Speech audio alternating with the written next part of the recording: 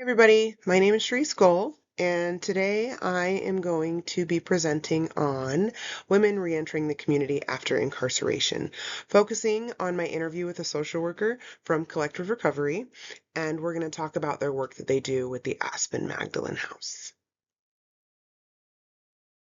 Let's talk about the background of my topic. I chose this topic because women reentering the community after incarceration face challenges that are really different from men.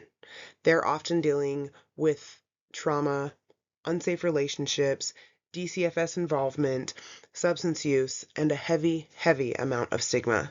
Reentry for women is complicated. They're usually trying to rebuild their entire life at once instead of chipping out away at it one thing at a time. And honestly, another big reason I chose this topic is because I've lived pieces of it. I'm in recovery and I've experienced reentry myself. I know what it feels like to juggle treatment, court, probation, housing, family expectations, all at the same time. That personal experience is a big, big part of why this topic matters to me, and also why gender responsive, trauma informed support feels so, so important in this field. My first article, by Lynch and colleagues, talks about women's pathways to jail.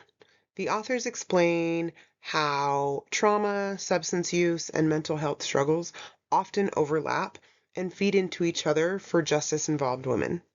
One important part from this study is that a one-size-fits-all approach does not work. Women have higher rates of PTSD, complex trauma, and co-occurring disorders, which means we need services that actually respond to what women are dealing with. The second article, by Garcia and colleagues, focuses on women with opioid use disorders during reentry. They found that gender-responsive treatment improves outcomes, especially when programs combine MAT with trauma-focused therapy.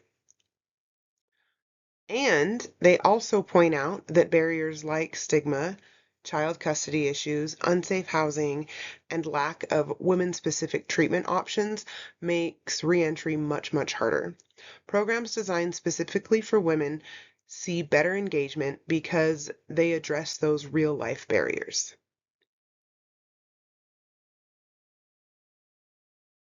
For the agency, I went with Collective Recovery. So, Collective Recovery is a fully telehealth outpatient program here in Utah. They serve adults all across the state for substance use and mental health treatment. Their model removes a lot of the access barriers, especially transportation and childcare, and they work closely with justice-involved clients, including many women who are reentering the community.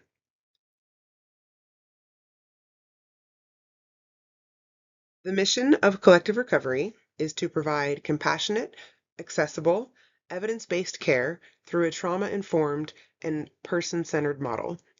This fits really well with reentry work. Telehealth gives women a chance to engage in treatment even when life is unstable or chaotic. Collective Recovery serves adults of all genders, but they do have a large number of women coming out of incarceration or from high-risk environments. Many are survivors of domestic violence, trafficking, or chronic trauma. They also partner directly with the Aspen Magdalene House, which is a women-only trauma-informed transitional housing program. This partnership, I feel, creates a safe environment for women right as they're coming home, um, which is usually the most vulnerable stage for them. Let's get into the interview questions.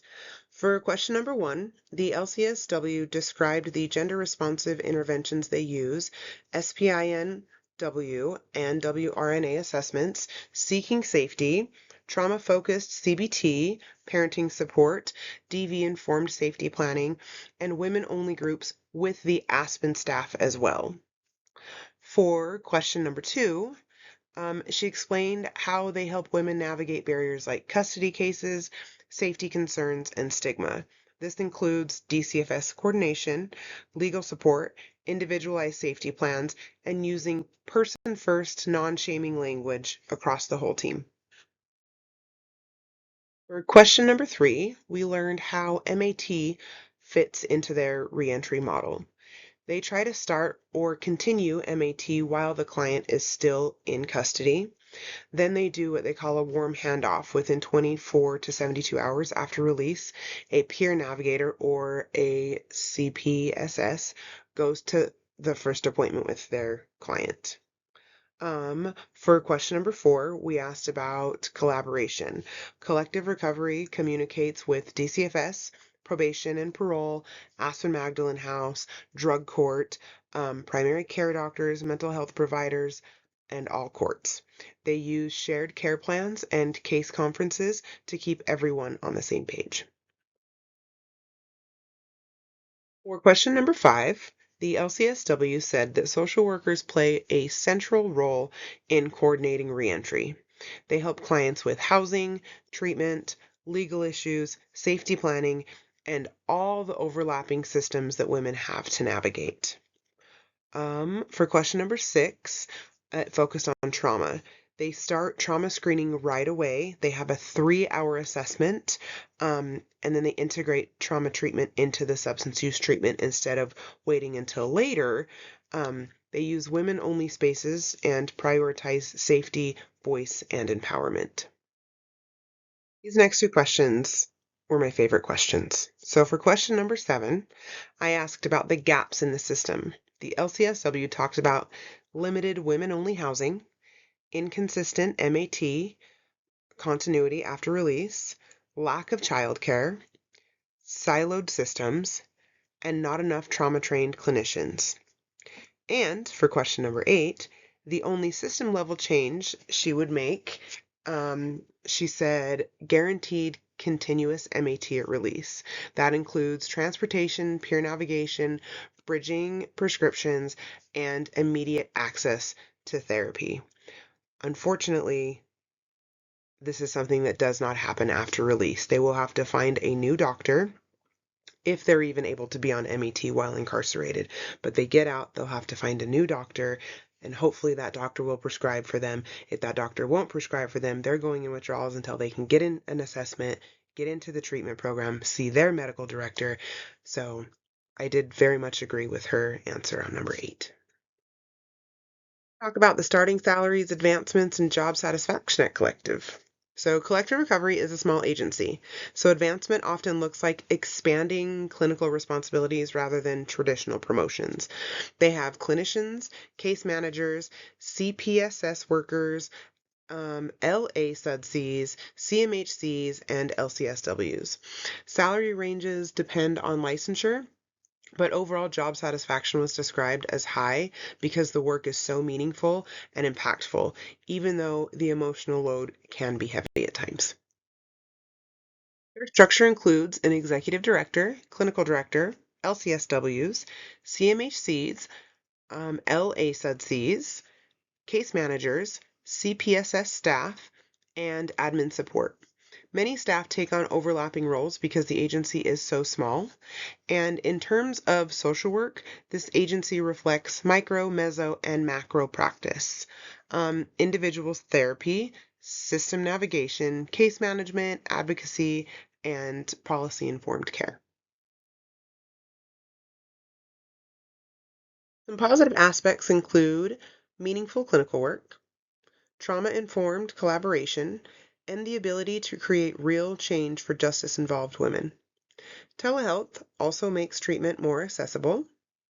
Challenges do include burnout, trauma exposure, limited women-specific services, complicated DCFS cases, and MAT access issues.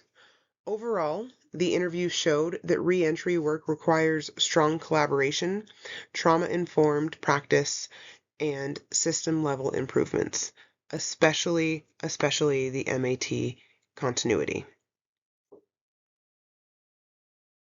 Thank you all so much for taking the time to listen to my presentation, especially while I'm sick. I appreciate your time and hope this helped highlight the importance of gender-responsive support during reentry. And here are my references.